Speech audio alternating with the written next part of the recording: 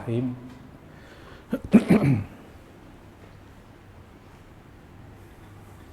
Assalamualaikum warahmatullahi wabarakatuh.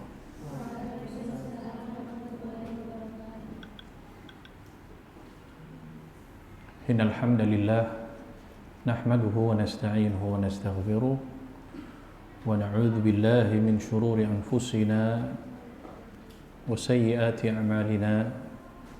من يهده الله فلا مضل له ومن يضلل فلا هادي له وأشهد أن لا إله إلا الله وحده لا شريك له وأشهد أن محمدا عبده ورسوله اللهم صل وسلم على نبينا محمد وعلى آله وأصحابه أجمعين أما بعد. Ikhwan akhwat sekalian rahimakumullah. Ada yang di lorong belakang duduknya? Ada yang di lorong belakang enggak? Banyak. Oh, cuman berdua. Mau ini? Coba duduk eksekutif sih di depan. Situ kelas ekonomi di belakang.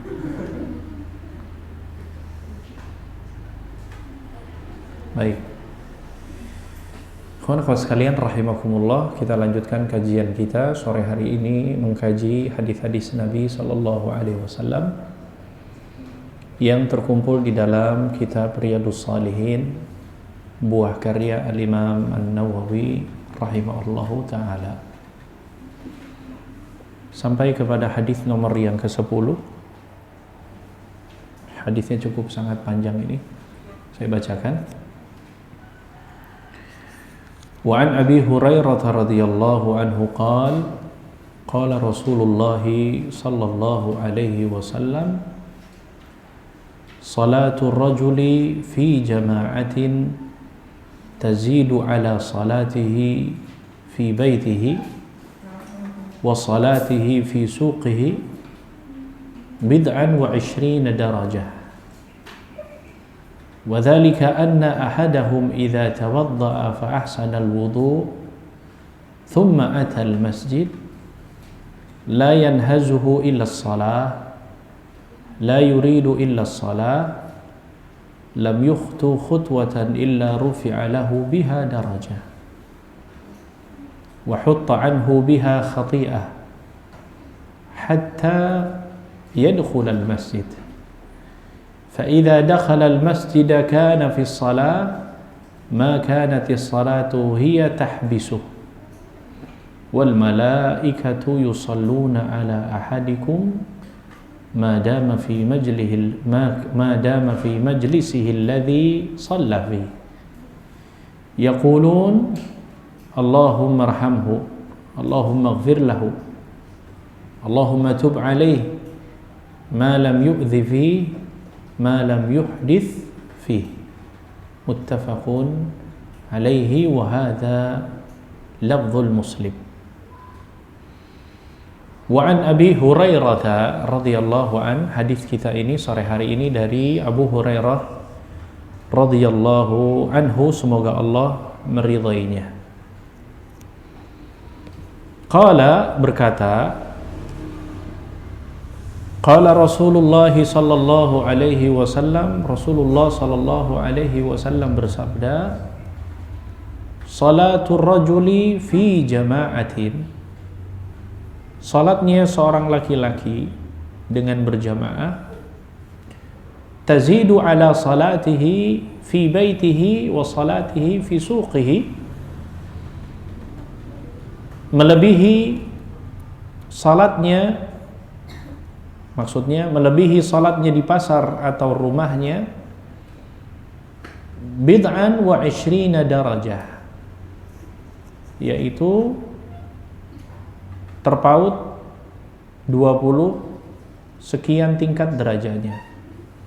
Bid'an wa 20 darajah, maksudnya terpaut pahalanya itu, maksudnya berbanding dengan kurang lebih 20 derajat. Wadzalika anna ahadahum, oleh sebab itu Hal ini karena apabila seseorang idza tawaddaa fa ahsanal wudu, apabila seseorang berwudu dan berwudu dengan baik, thumma atal masjid, kemudian ia mendatangi masjid, la yanhazuhu illa shalah, tidak ada yang mendorongnya melainkan untuk salat, atau tidak ada yang menghalanginya kecuali untuk salat. La yuridu illa shalah, dan tidak ada tujuan apapun atau tidak ada yang diinginkan baginya melainkan hanya salat. Lam yakhtu khutwatan illa rufi'a lahu biha darajah. Kata Nabi SAW, melainkan maka setiap yang ia langkahkan kakinya satu langkah, melainkan akan dinaikkan baginya satu derajat. Jadi setiap langkahnya, setiap satu langkahnya, perjalanan dia menuju ke masjid itu, setiap langkahnya maka mengangkat dirinya satu derajat. Wa hutta anhu biha khati'ah. Kata Nabi, dan kemudian dihapuskan baginya satu kesalahan. Hatta yadkhulal masjid, sampai ia masuk ke dalam masjid. Fa idza dakhala al masjid, apabila ia telah masuk ke dalam masjid, kana fi shalah, dan kemudian dia memperoleh pahalanya sebagaimana dalam keadaan salat, ma kanatis salatu hiya tahbisuhu, selama salat itu yang menyebabkan dirinya berlama-lama atau berdiam di masjid. Maksudnya adalah waktu lamanya dia di masjid ya karena memang dia melaksanakan salat. Selama dia salat, berdiam di masjid dan dia salat, maka disitulah kemudian dia terus memperoleh pahala. Kemudian wal malaikatu yusalluna ala ahadikum, dan para malaikat pun mendoakan salah seorang di antara kalian, madama fi majlisihi alladhi shalla fi. Maksudnya mendoakan, malaikat mendoakan rahmatnya ya kepada orang yang salat tadi, mendapatkan rahmat Allah selama dia masih berada di tempat salat tersebut. Ya, selama dia masih berada di tempat salat tersebut. Yaqulun, kemudian para malaikat berkata kepada orang yang salat tadi, Allahumma arhamhu, ya Allah sayangilah orang ini. Allahumma ighfir lahu, ya Allah ampunilah orang ini, ampunilah dia.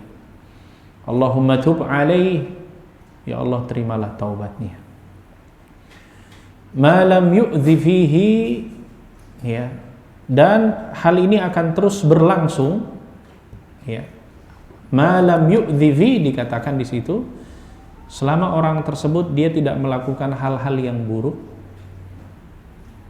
Ma lam yuhdith fihi, dan selama seseorang tersebut dia tidak berhadath.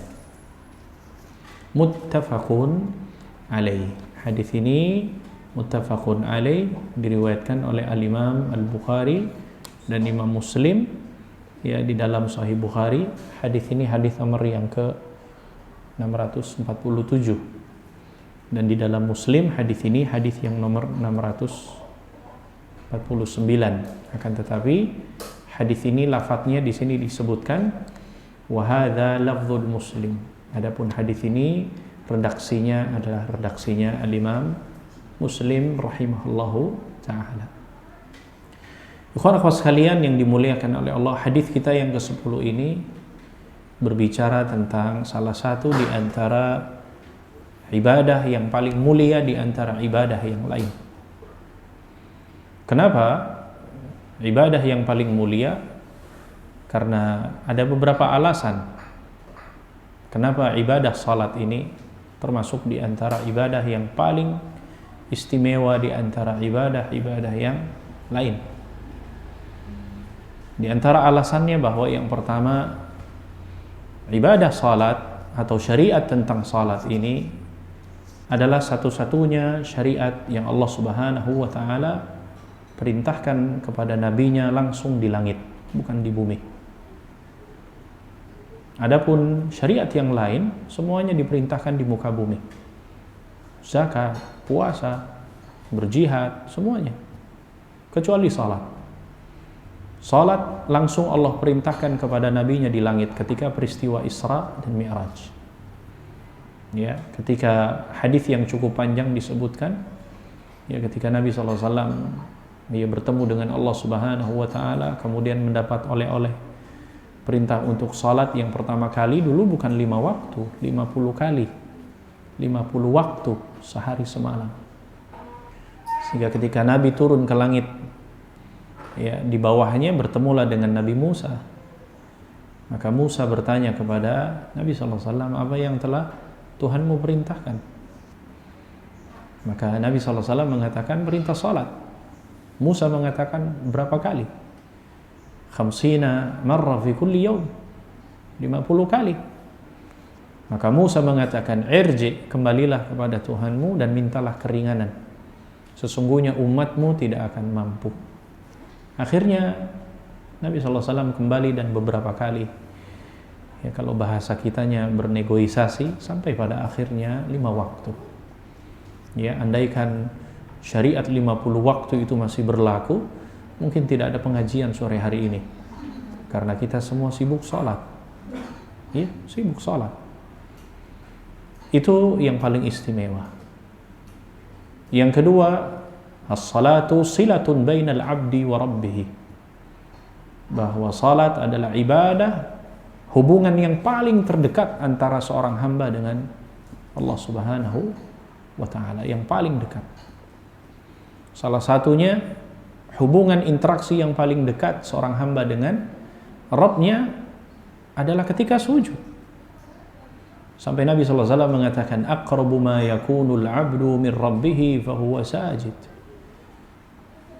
Ya, sedekat-dekatnya seorang hamba kepada Rabb-nya adalah ketika waktu sujud. Makanya disebutkan kata Nabi ketika sujud, fa'akthiru fihi du'a. Maka perbanyaklah berdoa. Tidak ada ibadah yang lain, ya, yang seseorang dengan ridhonya, dengan ikhlasnya menempatkan posisi yang paling dimuliakan kepala untuk ditaruh yang di tempat yang paling bawah dalam rangka untuk sujud kepada Allah Subhanahu wa taala. Hanya kepada Allah. Tidak ada manusia yang mau kemudian diperintahkan sujud. Atau saya minta kemudian salah seorang santri sujud sama saya. Tidak ada yang mau dan tidak boleh. Sujud hanya kepada Allah Subhanahu wa ta'ala. Kita hanya tunduk kepada Allah Subhanahu wa ta'ala, dan itu tidak didapatkan dalam ibadah yang lain. Keistimewaan yang ketiga, bahwa ibadah salat, syariat tentang salat ditempatkan di rukun yang kedua setelah syahadatain. Dalam rukun Islam, buniyal islamu ala khamsin syahadati an la ilaha illallah wa anna muhammadar rasulullah wa iqamis salah. Tentunya bukan tanpa tujuan. Ya, ini menunjukkan bahwa salah satu juga di antara hikmahnya ketika Nabi SAW mengutus salah seorang sahabat yang bernama Mu'adz ibnu Jabal ke Yaman untuk berdakwah. Maka Nabi berpesan yang pertama kepada Mu'adz ibnu Jabal, innaka sata'ti qauman ahla kitabin. Wahai Mu'adz, sesungguhnya engkau akan bertemu kaum dari kalangan ahlul kitab. Fad'uuhum ila an tashhadu an la ilaha illallah wa anna muhammadar rasulullah. Maka ajaklah mereka, dakwahkan agar mereka kemudian bersaksi bahwa tidak ada sesembahan yang berhak disembah melainkan Allah dan Muhammad adalah utusan Allah. Kata Nabi SAW, fa in ata'u laka bidzalik, apabila mereka menerima, fa akhbirhum annallaha faradha alaihimus salah. Kalau mereka menerima, maka kabarkan kepada mereka sesungguhnya Allah telah mewajibkan kepada mereka salat. Ya, kalau sudah syahadat, salat. Dan ini salah satu di antara metode seseorang yang kemudian baru bersyahadat, orang yang baru masuk ke dalam agama Islam, maka perkara yang pertama kali yang mesti diajarkan adalah salat. Nggak diajarkan dulu puasa, nggak diajarkan dulu zakat, nggak diajarkan dulu umrah, nggak diajarkan dulu haji, tapi yang diajarkan adalah salat dulu. Begitu, karena dia adalah rukun yang kedua setelah syahadatain. Keistimewaan yang selanjutnya ibadah salat, bahwasanya salat adalah amalan yang pertama kali akan dihisab oleh Allah Subhanahu wa taala kelak nanti di akhirat. Ya, bukan puasa, bukan zakat, bukan sedekah, tapi salat yang pertama kali akan ditanya dan dihisab oleh Allah Subhanahu wa taala. Rasulullah sallallahu alaihi wasallam bersabda, "Awwalu ma yuhasabul 'abdu yaumal qiyamati as-shalah." Amalan yang pertama kali akan dihisab oleh Allah Subhanahu wa taala di akhirat adalah salat. Apabila salatnya baik, maka seluruh amal juga insyaallah akan baik. Keutamaan yang selanjutnya ibadah salat atau syariat tentang salat ini, bahwa ibadah salat adalah ibadah yang membedakan antara seorang muslim dengan kekufuran. Seorang muslim dengan kekufuran, yang membedakan, ya, perbedaan secara jelas apakah dia muslim atau dia kafir. Makanya dalam sebuah hadis Nabi sallallahu alaihi wasallam mengatakan, "Al-ahdu alladhi bainana wa baina asy-syirki wal kufri tarkus shalah. Faman tarakaha faqad kafar." Perjanjian, perbedaan antara kami, ya, dengan kekufuran, maksudnya dengan orang-orang kafir, adalah dengan salat. Maka barang siapa yang meninggalkannya, maka dia telah kufur. Ya, karena orang kafir tidak akan salat. Ini yang membedakan. Makanya di antara faidah yang selanjutnya, tidak ada syariat atau tidak ada ibadah yang apabila ditinggalkan menyebabkan pelakunya keluar dari agama Islam melainkan salat. Tidak ada yang lain. Tidak ada ibadah di dalam syariat agama kita yang apabila pelakunya meninggalkannya menyebabkan kekufuran melainkan salat.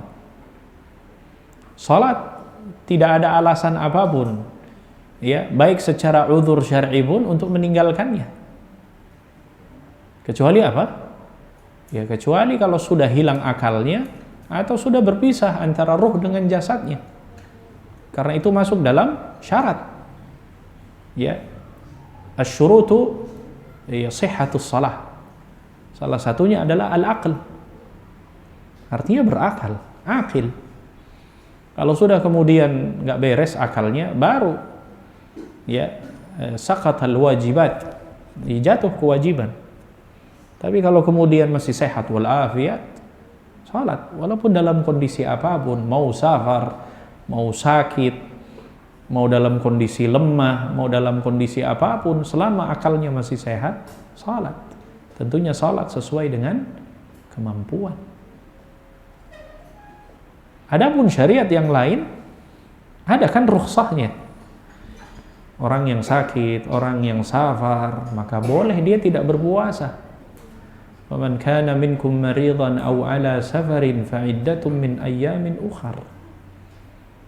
Barang siapa di antara kalian sakit atau berperjalanan, maka boleh tidak berpuasa, dia mengganti pada hari-hari yang lain.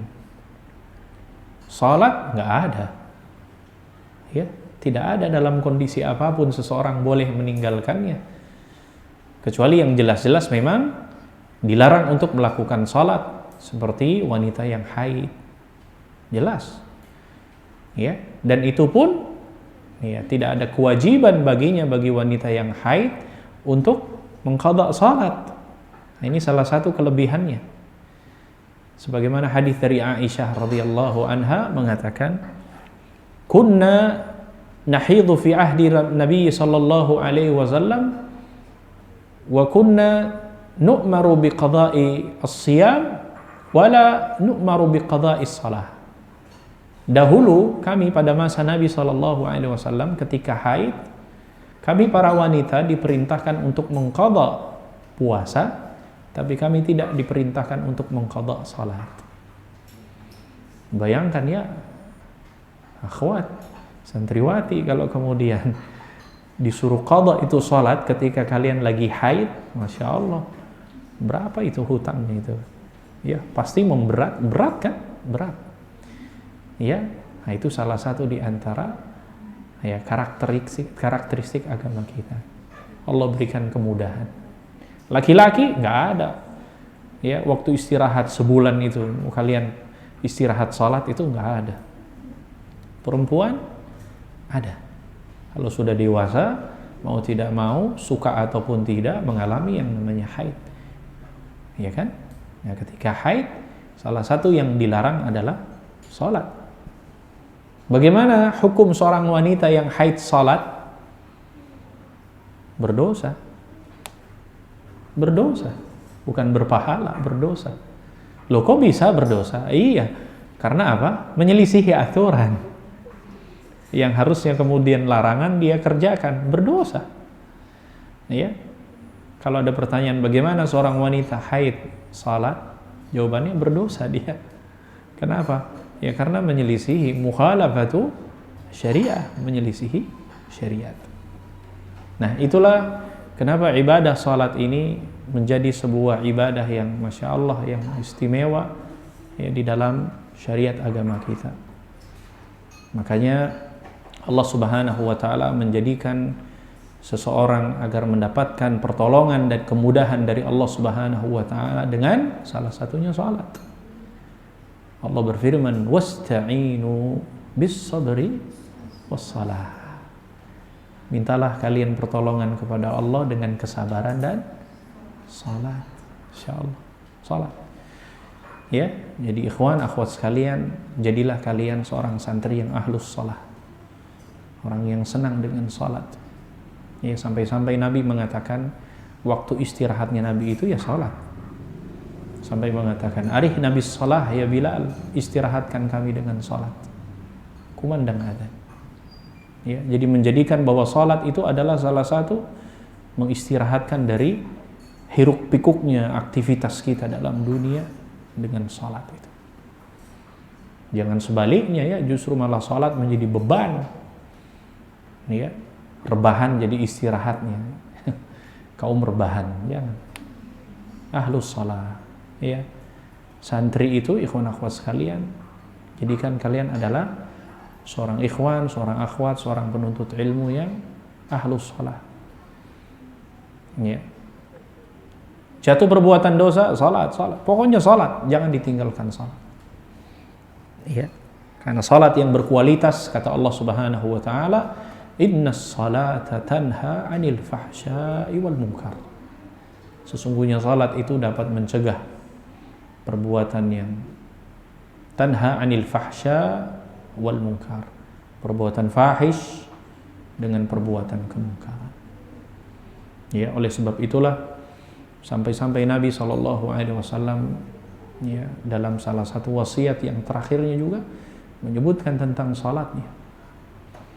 Maka ini menunjukkan bahwa ahammiyah atau manzilatus salah, pentingnya kedudukan syariat agama Islam ini, syariat salat ini ya sangat luar biasa ya di dalam agama Islam ini. Makanya aneh kalau kemudian ada seorang muslim mengaku dirinya seorang muslim tapi kemudian nggak salat, itu aneh. Apalagi para penuntut ilmu, para santriwati. Ya, dia harus identik bahwa yang namanya penuntut ilmu adalah orang yang ahlus salah. Ya, orang yang rajin salat. Dan Di akhirat kelak ada pintu khusus yang memang nanti hanya dimasuki orang-orang yang ahlus salat. Karena pintu surga itu abwab, banyak pintunya, banyak aksesnya. Ada pintu puasa, pintu sedekah, pintu jihad, ya, pintu salat, pintu semua amal soleh itu ada pintunya. Ya, silakan kalian mau masuk dari pintu mana. Ya, ahlus salah masuk dari pintu salat. Yang jadi pertanyaan, ya, surga yang luasnya antara langit dengan bumi, baru pintunya banyak, namun ternyata tidak ada satupun pintu ada daftar nama kita di situ. Waliyadzubillah. Ya, ngapain aja di dunia kalau begitu. Nah, itu ikhwan akhwat sekalian yang berkaitan tentang salat. Di dalam hadis ini Nabi SAW menyebutkan secara khusus, dalam hal ini tentunya berkenaan tentang laki-laki. Ya, karena di sini disebutkan salatul rajul, ya, salat laki-laki, ya, walaupun terkadang ada hadis yang menyebutkan kata rajul kadang berlaku juga bagi perempuan juga. Tapi tentunya dalam hal ini adalah ya dulu ala takhsis, yang menunjukkan kekhususan laki-laki. Ya, tapi nggak masalah, ya akhwat, yang bisa jadi kalian punya saudara laki-laki, ayah laki-laki, paman laki-laki, om laki-laki, adik laki-laki, ya kan? Kelak nanti punya suami juga laki-laki. Cari suami yang ahlus shalah, ya, jangan cari suami yang malas salat. Qala Rasulullah sallallahu alaihi wasallam, Nabi sallallahu alaihi wasallam bersabda, salatul rajuli fi jama'atin, salatnya seorang laki-laki berjamaah, tazidu ala salatihi fi baitihi wa salatihi fi suqihi. Salatnya seorang laki-laki dengan berjamaah itu melebihi salatnya di pasar atau di rumahnya. Ya. Berapa? Kata Nabi, bid'an wa 'ishrina darajah, yaitu pahalanya itu terpaut 20 tingkat derajatnya. Ada beberapa hadis yang menyebutkan, salah satunya ada yang menyebutkan 25, ada yang menyebutkan 27. Ya, kata Nabi SAW dalam hadis yang lain, salatul jama'ati tafdhulu min salati fardhi bi 25 darajah. Salat berjamaah itu lebih utama dari salat sendirian di antara kalian, ya, 25 derajat. Ada juga hadis yang mengatakan salatul jamaah afdalu min salati ahadikum bi 27 darajah. Salat berjamaah lebih utama dibandingkan salat sendirian di antara kalian sebanyak 27 derajat. Ya, salah satu Syekh Fadlul Ilah dalam bukunya Ahammiyatus Shalah, beliau menjelaskan ada 27 keutamaan, ya, salat berjamaah, dan beliau mengambil dari hadis yang tadi itu. Bisa 27 darajah, 27 derajat, beliau menyebutkan 27 keutamaannya disebutkan. Makanya keutamaan salat berjamaah bagi laki-laki itu banyak pahalanya. Ya, kalaupun kita nggak mendapatkan 27, 25 keutamaannya, paling tidak ada beberapa keutamaan yang bisa kita dapatkan dari salat berjamaah tersebut. Salatuhu fi baitihi wa salatihi fi suqihi. Ini mengisyaratkan, ya ikhwan akhwat sekalian yang dimuliakan Allah Subhanahu wa taala, menunjukkan bahwa dibolehkan dalam hal ini tentunya seseorang salat di rumahnya, seseorang salat di pasarnya. Kenapa disebutkan pasar? Ya karena memang salah satu tempat aktivitas seseorang dari dulu sampai dengan sekarang, ya pasar. Ya, artinya hadis ini mengisyaratkan bahwa, ya, menyebutkan sholat di rumah, sholat di pasar, ya, dengan sholatnya seseorang secara berjamaah, walaupun ini tidak disebutkan, ya, tidak disebutkan di awalnya ini. Salatul rajuli fi jama'atin, salat berjamaah di sini tidak disebutkan, tetapi dalam lafaz setelahnya baru kemudian muncul kalimat masjid di situ. Maka ini menunjukkan bahwa hadis ini yang dimaksud salat berjamaah di sini adalah salat berjamaah yang dilakukan di masjid. Selain tentunya ada kekhususan tersendiri ya masjid. Walaupun ada kekhususan sendiri ya masjid atau yang disebut dengan Baitullah, rumah Allah Subhanahu wa taala. Jadi hadis ini seakan-akan menjelaskan tentang keutamaan secara umum salat berjamaah dan secara khusus salat berjamaah yang dilakukan di masjid. Karena di sini ada perbandingannya fi baitihi fi wa salatihi fi suqihi. Salat di rumah dengan salat di pasar. Dibandingkan dengan salat berjamaah yang dilakukan di masjid. Karena bisa jadi seseorang memahaminya, bagaimana kalau di rumah pun berjamaah, bagaimana kalau di pasar pun berjamaah, kan gitu. Namun maka makna secara khusus di dalam hadis ini bahwa salat berjamaah yang dimaksudkan memiliki keutamaan yang cukup banyak adalah ketika salat berjamaah yang dilakukan di rumah-rumah Allah Subhanahu wa ta'ala, di masjid. Ikhwan akhwat sekalian yang dimuliakan oleh Allah, kemudian lanjutannya wadzalika anna ahaduhum, oleh karena itu apabila salah seorang di antara mereka idza tawaddaa fa ahsanal wudu, apabila di antara mereka itu ya mereka memperbagus wudunya, mereka berwudu fa ahsanul wudu, dan kemudian berwudu dengan baik.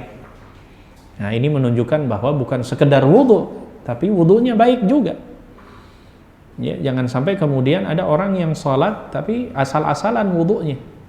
Walaupun mungkin secara syarat sah, tapi yang diinginkan seakan-akan hadis ini bahwa fa ahsinil wudu. Husnul wudu maksudnya wudunya baik, wudunya sempurna.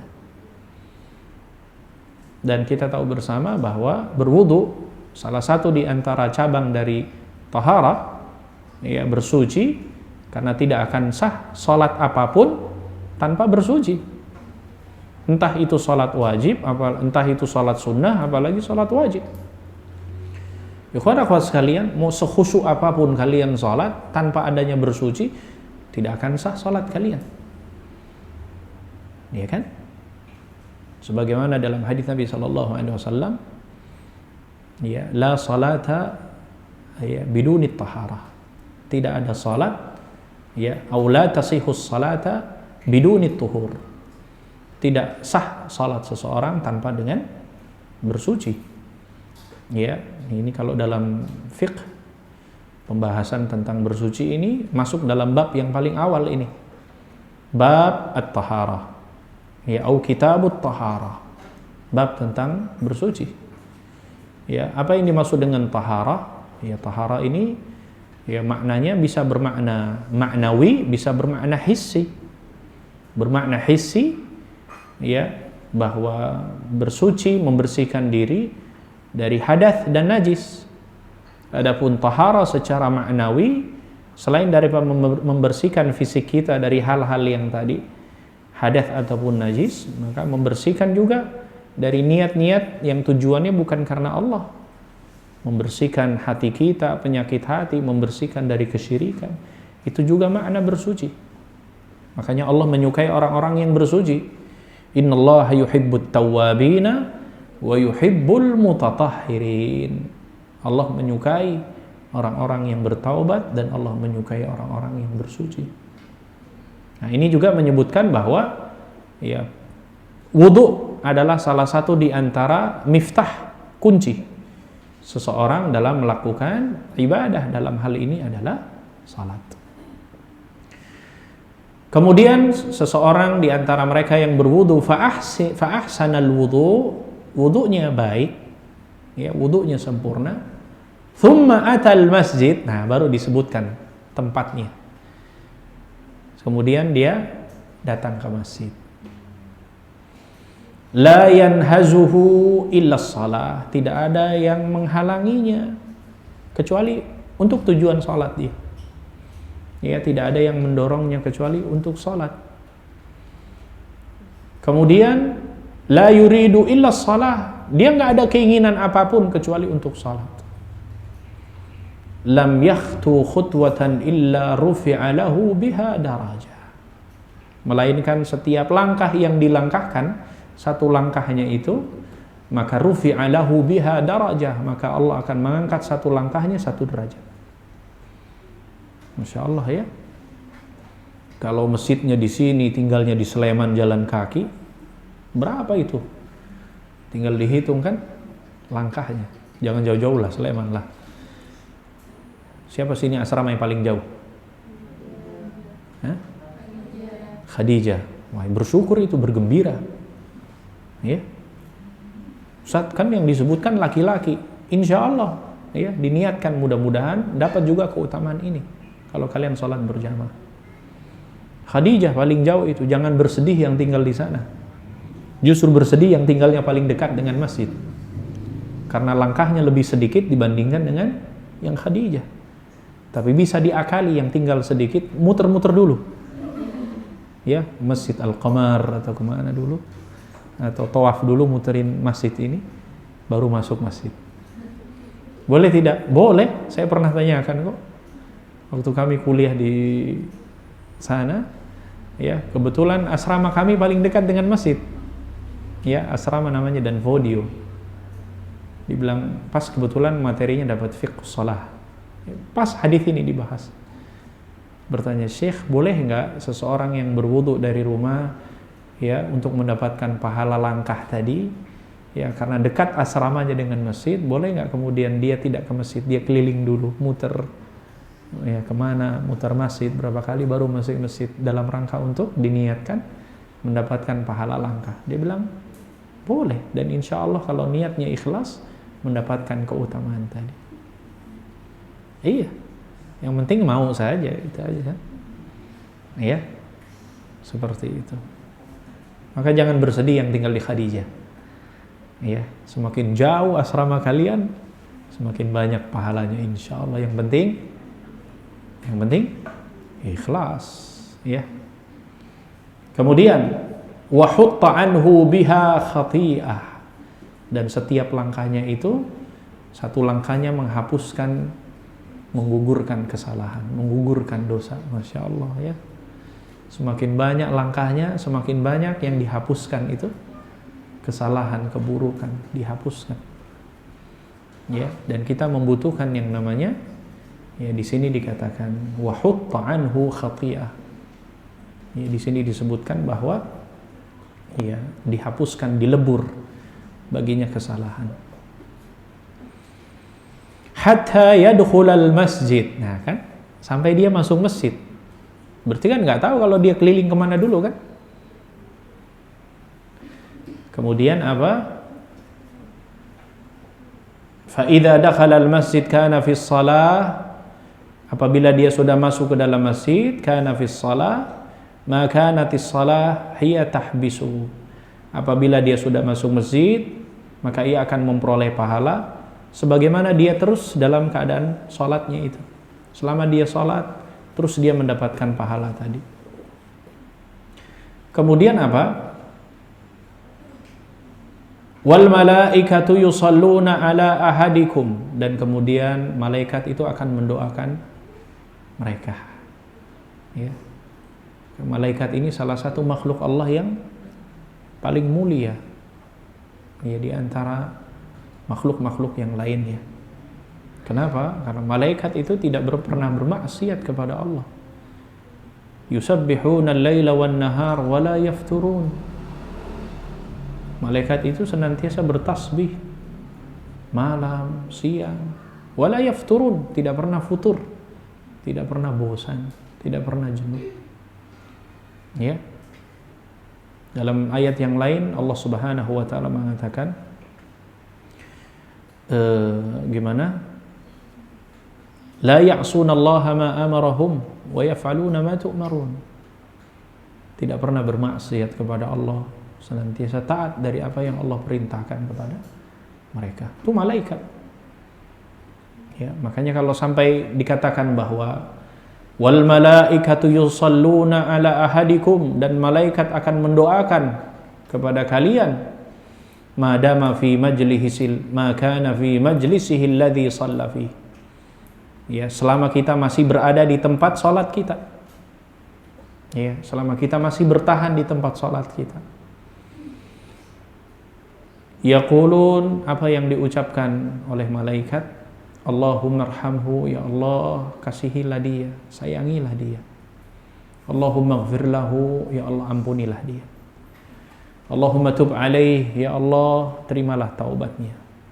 Ma lam yu'dhi fi, selama waktu tersebut dia tidak melakukan hal-hal yang buruk. Ma lam yuhdith fi, dan juga selama dia tidak berhadas, selama enggak batal di situ. Nah, hadirin ikhwan akhwat sekalian yang dimuliakan oleh Allah Subhanahu wa taala, dari hadis ini ada beberapa faedah yang bisa kita ambil.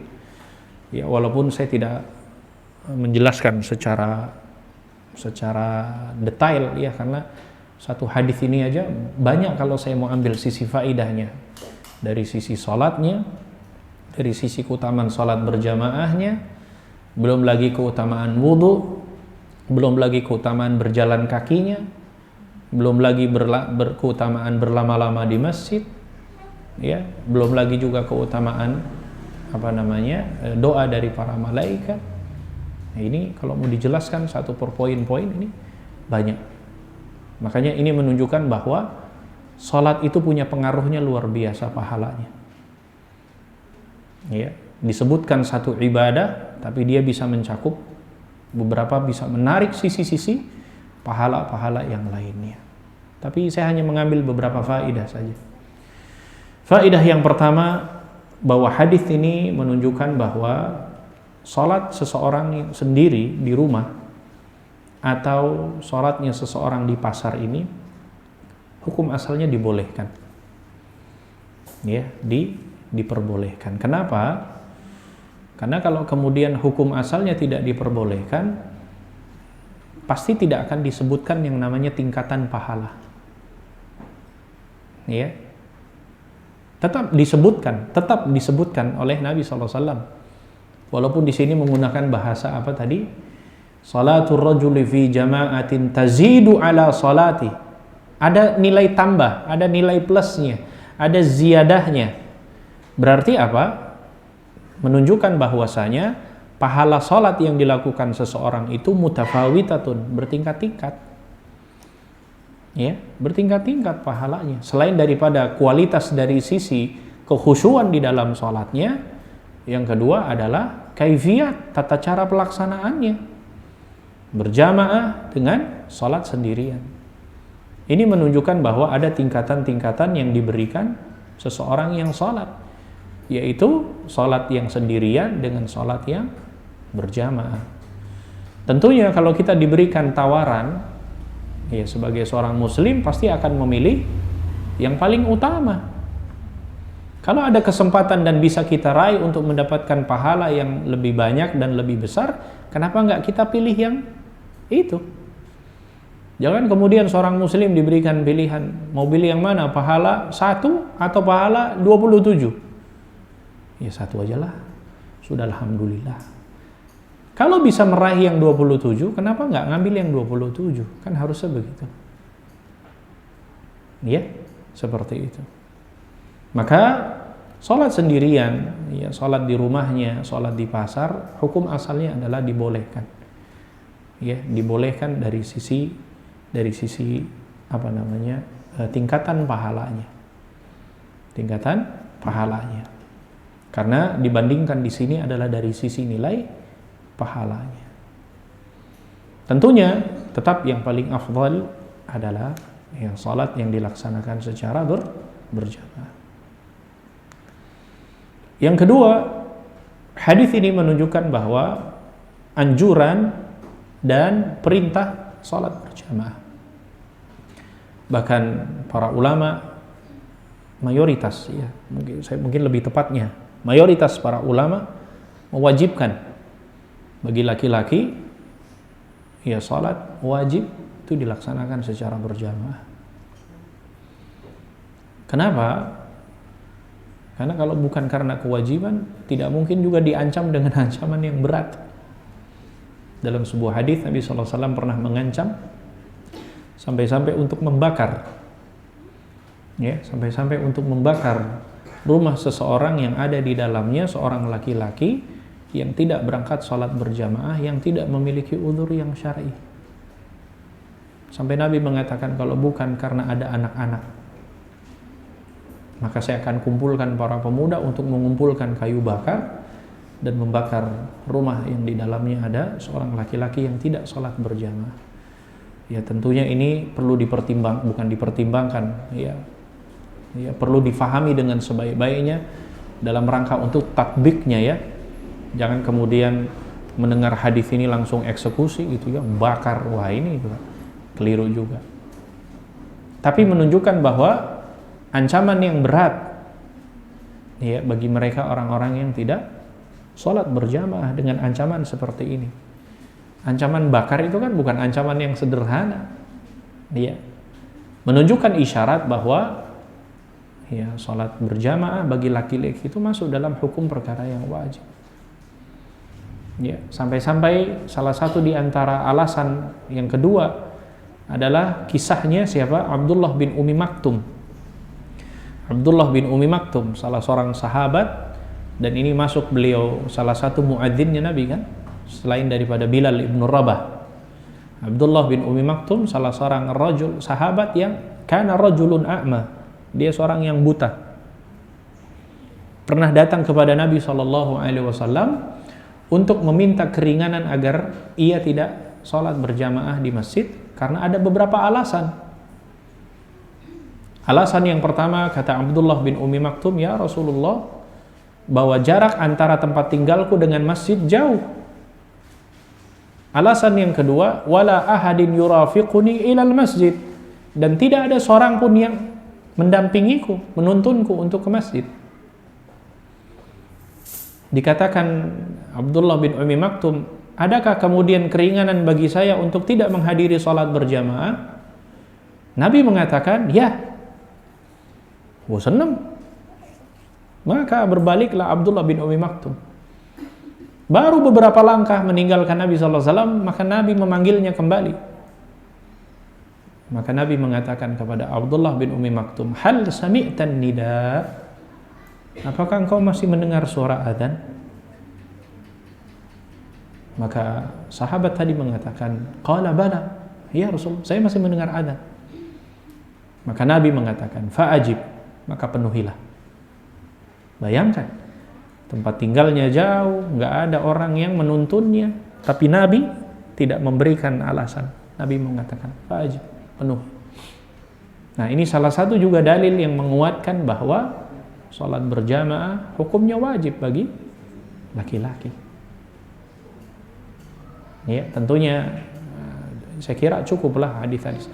Apalagi di dalam Al-Quran. Ya, ketika Allah berfirman dalam surat Al-Baqarah, warka'u ma'ar raki'in, dan rukuklah kalian bersama dengan orang-orang yang rukuk.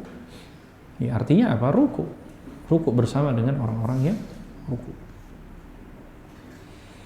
Faidah yang selanjutnya, salat berjamaah memiliki pahala ya derajat yang sangat luar biasa.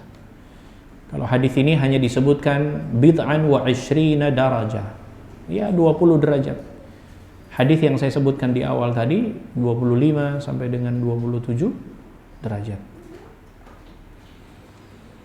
Kemudian faedah yang keempat, ya tentunya ini menunjukkan masih ada hubungannya dengan permasalahan pembahasan di bab yang pertama ini, bahwasanya keikhlasan sangat diperhitungkan dalam besar kecilnya sebuah pahala. Tetap ya, sholat berjamaah, wudunya juga baik, berdiam berlama-lama di masjid juga Masya Allah ya. Tetapi ya perlu juga dijaga yang namanya keikhlasan ya. Jangan sampai kemudian ada orang yang memang kuat seharian di masjid, Tapi karena memang sengaja dihukum di masjid, nah ini kan beda. Ya, karena memang lagi dihukum di masjid, ya dia harus tinggal. Berbeda dengan orang yang memang dengan inisiatif, dengan keikhlasannya, ya dia sholat berlama-lama di masjid. Kemudian yang selanjutnya, faedah yang selanjutnya, hadis ini juga mengisyaratkan bahwa keutamaan seseorang yang duduk di masjid dan dia menunggu waktu sholat. Jangan sampai kemudian, ya terutama yang laki-laki, ya kadang ada orang yang, ayo ke masjid, nantilah belum azan, kan gitu ya kan. Nanti sudah azan, udah azan, nantilah belum qomat. Nah itu biasanya itu masuk itu perangkap-perangkap setan itu. Ya, sudah qomat. Wah, imamnya lambat kok bacaannya, tenang aja. Ya, masih dapat rakaat pertama. Terus, ayo berangkat. Nah, nantilah nggak apa-apa masbuk, yang penting kan masih dapat berjamaah. Ayo berangkat. Ya nggak apa-apa lah. Ya, yang penting kan masih bisa nanti walaupun telat, yang penting kita ke masjid. Ayo berangkat, hujan. Sholat di rumah aja ya. Tuh, cara syaitan itu. Ya. Makanya saya sering mengatakan, jangan pernah bosan untuk selalu menasehati. Karena ingat, syaitan juga tidak pernah bosan untuk menggoda kita.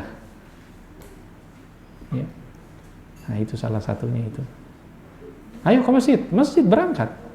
Jangan nunggu azan dulu, berangkat. Ya, agar mendapatkan keutamaan tadi, berlama-lama menunggu waktu sholat. Masya Allah. Baik, kemudian yang selanjutnya dianjurkan juga keutamaan seorang muslim yang senantiasa menjaga wudhu. Secara umum ya, walaupun secara khusus di dalam hadis ini tadi yang disebutkan, ikhwan akhwat sekalian, ini catatan penting. Yang disebutkan tadi bahwa setiap langkahnya diangkat derajatnya, setiap langkahnya menghapuskan dosanya tadi, syaratnya apa? Syaratnya dari tempat tinggal harus berwudu dulu. Wudunya bukan di masjid, tapi wudunya sejak di rumah, di tempat tinggal. Jadi kalau mau mendapatkan pahala tadi, ya karena kan kita salah satunya juga menunggu waktu sholat ini di sini, sholat maghrib. Menunggu juga waktu sholat isya. Ya, siapa tahu juga ada yang menunggu sholat subuh juga di sini mungkin. Dari asrama, dari tempat tinggal kalian berwudu. Bukan wudunya pas di sini, tapi berwudu sejak di rumah. Agar mendapatkan keutamaan tadi. Karena di sini disebutkan apa? Kata Nabi SAW disebutkan dalam hadisnya, وَذَلِكَ أَنَّ أَحَدَكُمْ إِذَا تَوَضَّأَ فَأَحْسَنَ الْوُضُوء.